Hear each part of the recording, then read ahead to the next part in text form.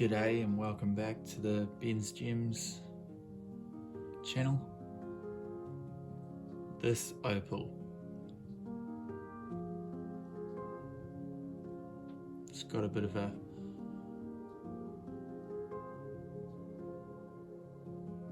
funny shape, but it's actually quite a nice piece, and it's got this beautiful rolling sort of flash, blue, purple, blue, green, quite a cool sort of flashy colour that it's got. And I cut this down from a knobby. It was featured in a previous video, but I've done a little bit more work on it, trying to get it to a decent pre-polish to polish it up. Its dimensions are roughly, so what's that? That's like 10, 15, 18 by 18 millimeters by like 10, 11, 12 millimeters. We've had an interesting morning in New Zealand. We had a earthquake off the east coast of New Zealand. It was a 7.2. That was at 2:30 a.m. It like woke me up. I think it woke most of New Zealand up, or a lot of New Zealand people, and we woke up to this earthquake. Things were shaking. There was some damage in places in Gisborne, I think I heard. Windows breaking, that sort of thing. And this quake was followed up by a bigger 8 something magnitude quake in a different spot, but not that far from New Zealand, in the Kermadec Islands, I think. And that 8-point earthquake was this morning at around sometime later in the morning there. Anyway, this is a big black opal, and it's a pretty nice piece. And I should add that I hope everybody is going to be alright, and that there's not going to be like a huge tidal surge or wave that affects people badly in any way, but there are tsunami alerts, and there is the possibility of a large wave or a large surge, or multiple large waves or multiple large surges. So the advice is all on the internet there, if you can access that, and go to, say, Civil Defence or GeoNet, or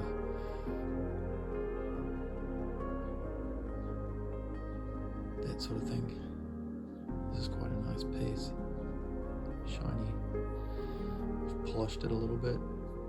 Quite a big piece, and that's the body tone thing explained in one piece in terms of N4 to N6, N1 to N6. I mean, it's sort of N2, N3, N4, and then over here it's more N5, N6 sort of colour.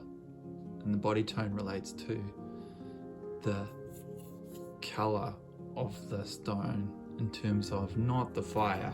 Like, you have the fire here, which is that blue flash. Now that has a brightness of, let's say, the brightness is 4 or 5 or 6 or 7, depending on which scale you look at. I mean, some people have confused it by saying there's only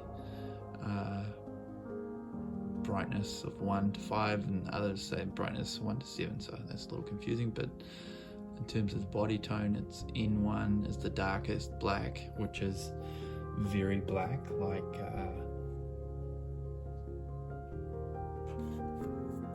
black like this ruler, black. And then upwards of there, you're getting into the 2, in3, in4, in5, in6, like this sort of grey where the tip of that ruler is there. And it varies between pieces, so you've got varying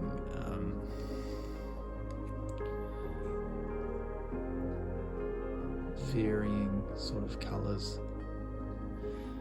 in between colours, in between in1, in2, in3, in4, in5. There's like varying degrees of that even. So you see, for an example, this piece I've just cut. I've tried to round it off on the machine and shape it up into a roundish piece. You see how black that is? Well, put it beside this one. So can this one be called a black opal? This one definitely can, because it is semi-black and it is in1 on the base.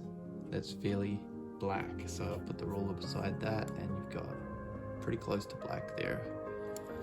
Pretty close to black. And then check this out. There's a little bit of a nice blue fire there and some green. And then this one, you see sort of rolling colour with the interesting pattern there, and then you can see the bar on the side sometimes on the right. Yep, there you go. And then so looking at other pieces like this is getting up above in6 and much more whiter sort of colour. Crystal, semi-crystal is what we call transparent, translucent, or translucent sort of stone, which this is not really semi-crystal. It's more of a white opal, but it is semi-translucent, you would say, going into white opal, non-translucent. But then we have another piece like this piece here. The stone's from South Australia, and you can see that it's got a dark base, but then it goes to sort of semi-crystal, sort of white opal, but it's also got a darkish sort of look to it as well in different spots, sort of a dark grey, dark looking, and that's not inclusions really. It's more sort of, I think, potchy, blackish potchiness in there, and that's interesting too. So when you put those two beside each other though, you can see that that's more of a whitish looking sort of in9, in8 base colour, and the fire is very different. So that's South Australian in the left hand, and that's in the right hand is Lightning Ridge material. And I haven't cut this is how it came, but it's got a couple of marks in the face there, and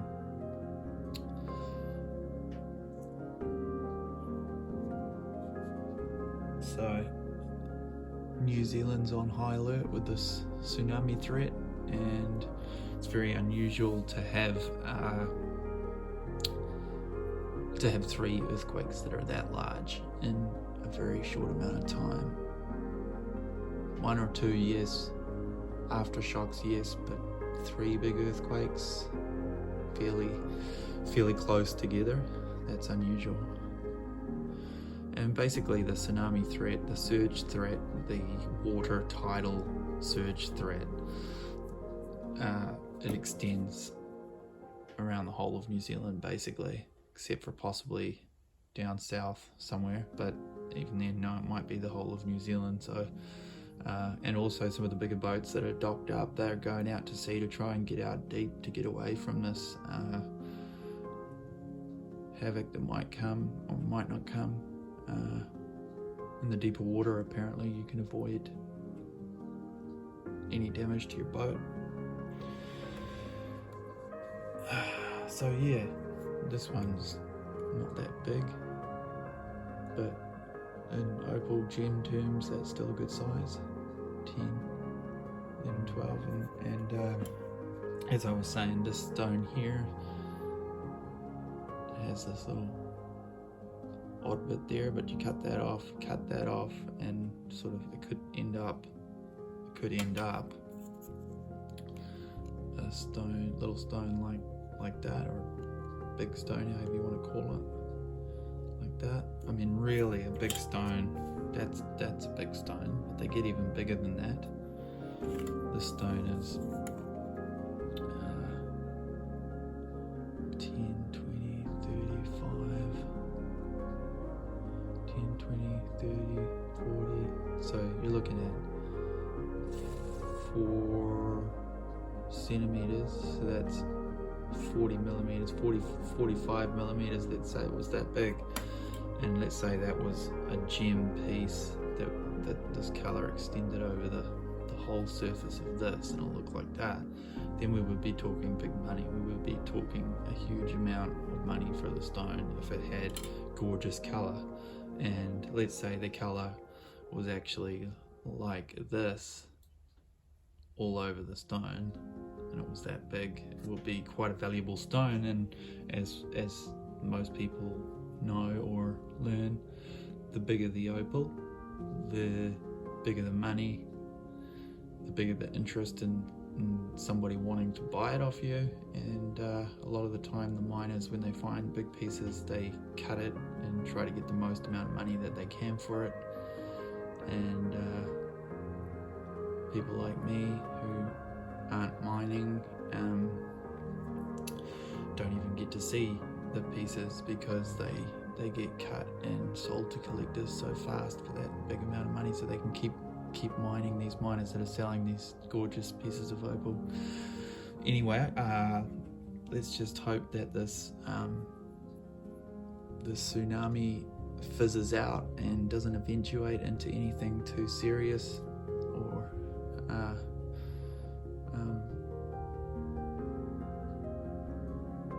dangerous, and praying for a good result, and there's nothing bad gonna happen. So this boulder opal, it's got some nice fire there. You can see it's got a bit of a semi-polished look, quite a nice piece, and yeah, so thanks for watching, and good to have an update. And yeah, pretty tired after getting up early, but I did go back to sleep, but I'm sure a lot of people didn't, and will be strung out and tired by the end of the day. Mini me, big me. You could almost make this into a face. If you turn it up that way, you've got your ears, carve a nose, some eyes, or it could be a frog type of thing, little animal, or that could be a face there. You got your ears, maybe some eye impressions, and a nose, mouth, and it's a bit dark and mysterious, but yeah, it's got some potential to be carved a bit more into something cool. Alright, well, I'm gonna stop filming and go and make a coffee, and